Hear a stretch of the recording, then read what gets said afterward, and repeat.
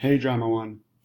I know, I was supposed to be here today. Me not being there was not planned, so I'm sorry. However, here's how today's going to go.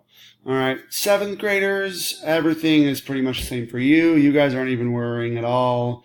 My three eighth graders, especially those who really need to get their grades up, this is how today's going to work. All right.